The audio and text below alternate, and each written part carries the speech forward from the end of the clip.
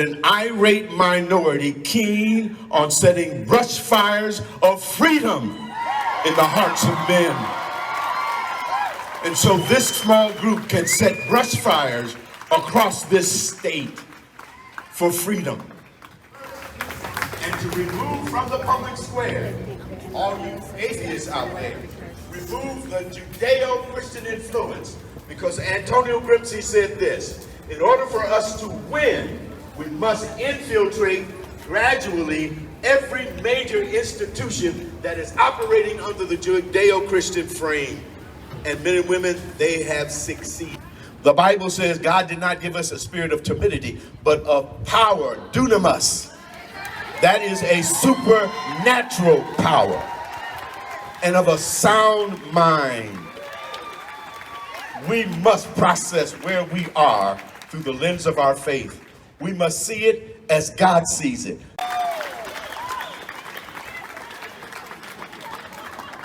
Thank you. Man, I think I went more viral than COVID. I'm pretty sure. All right. Well, it's kind of hard to go after the pastor. That was some awesome words, and this is definitely a spiritual warfare. It's not a flesh. And fear is a very powerful thing. Hopefully, more people start to recognize that they have to stop with the fear. So, my name is Miguel Escobar. I'm a physician assistant. I am a father. I work My first patient called on March 16th. She did well.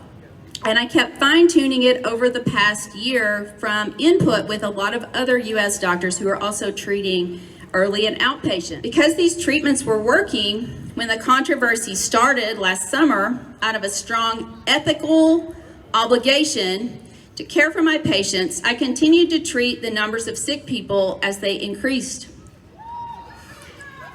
As of this week, my practice has treated approximately 1,200 acutely ill patients as old as 98 years old. We have less than 20 hospitalizations and 0 deaths for patients.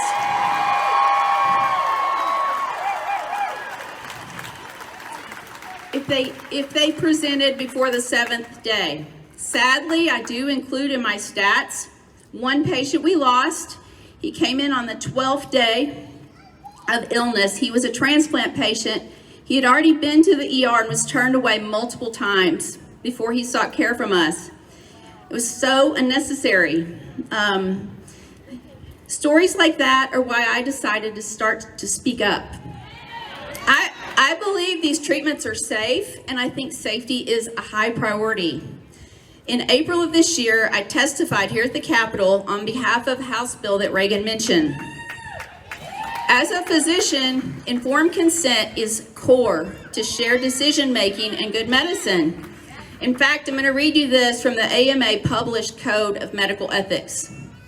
Informed consent to medical treatment is fundamental in both ethics and law. Patients have the right to receive information and ask questions about recommended treatments so that they can make well-considered decisions about care. Successful communication in the patient-physician relationship fosters trust and supports shared decision-making. Ongoing data. I have people call every day and tell me they have had some issue after the vaccine and they're still sick, and I tell them report it.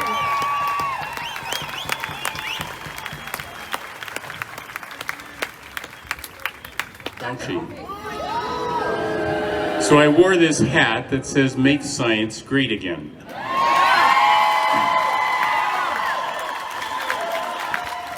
You've all heard the term flattening the curve. We did.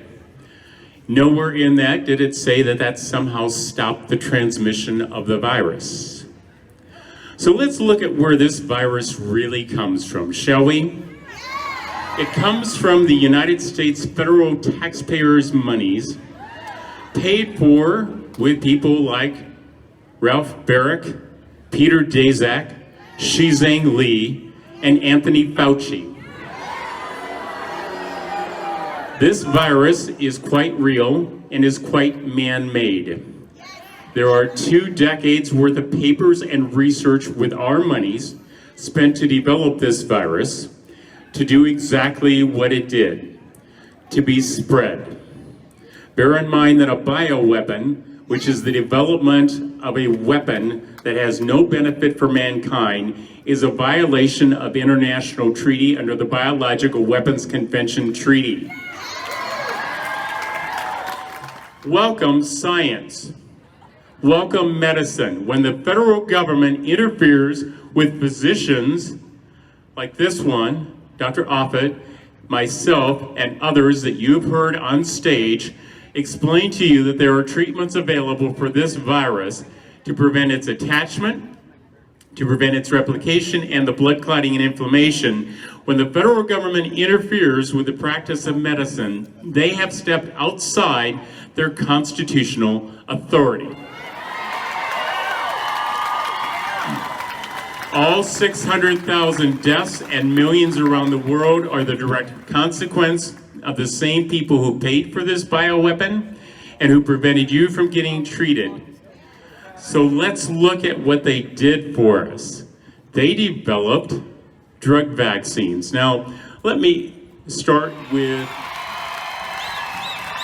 if you are an American Airlines pilot or a United pilot or whatever airline pilot or a stewardess, or you work for these and you do not believe that you should be forced to be vaccinated, go on strike.